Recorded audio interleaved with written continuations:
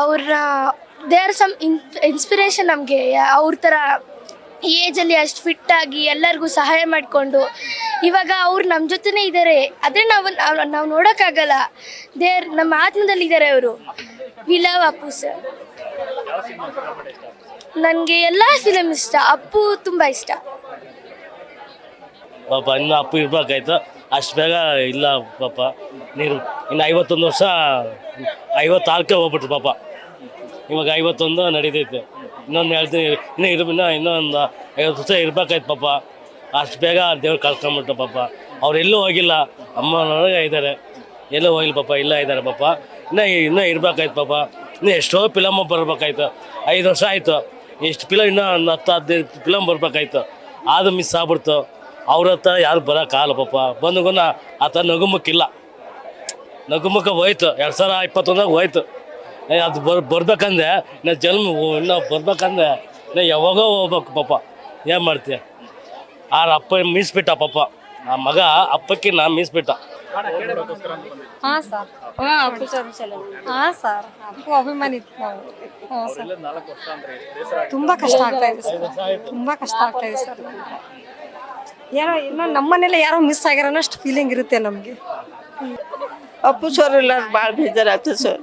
ನೋಡಕ್ಕೆ ಬರಲ್ಲ, ಆಗೋದಿಲ್ಲ ನಮಗೆ, ಭಾಳ ಕಷ್ಟ ಆಗ್ತದೆ.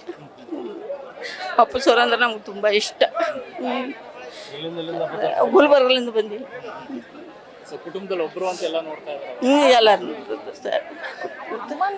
ಇಷ್ಟ ಆದ್ರೆ ಹಿಂಗೆ ಆಗುತ್ತಂತ ಅಷ್ಟು ಆಗಲಿಲ್ಲ ಸರ್. ಅದಕ್ಕೆ ಹೆಚ್ಚಾಗಿದೆ ನಮಗೆ, ಅದಕ್ಕೆ ಹೆಚ್ಚಿದೆ ಸರ್ ನಮಗೆ. ಪ್ರತಿ ವರ್ಷ ಬರ್ತೀವಿ sir.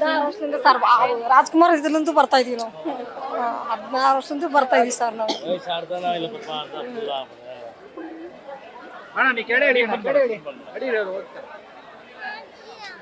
V love you Appu sir, I miss you Appu sir. ಏನು ಹೇಳೋದು ಅಂತಾನೆ ಗೊತ್ತಾಗ್ತಿಲ್ಲ. ಅವ್ರು ಇರ್ಬೇಕಿತ್ತು ಅನಿಸ್ತಿದೆ ಅಷ್ಟೇ. ನಮ್ದು ಹಾಸನ.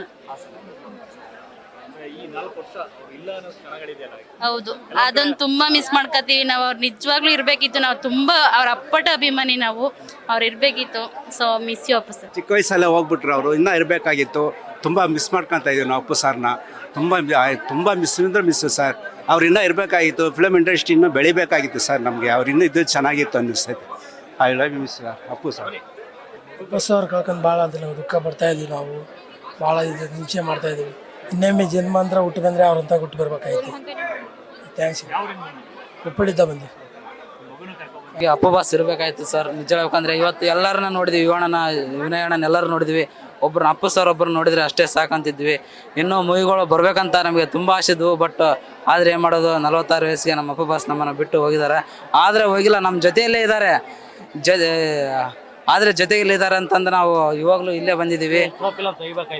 ಇನ್ನ ಫಿಲ್ಮ್ ತೆಗಿಬೇಕಾಗಿತ್ತು. ಬಟ್ ಆದರೆ ಏನು ಮಾಡೋದು, ಇರಲಿ. ನಾವು ಬಂಗಾರಟ್ಟಿ ಕಡ್ಲಿಂದ ಬಂದೇವ್ರಿ.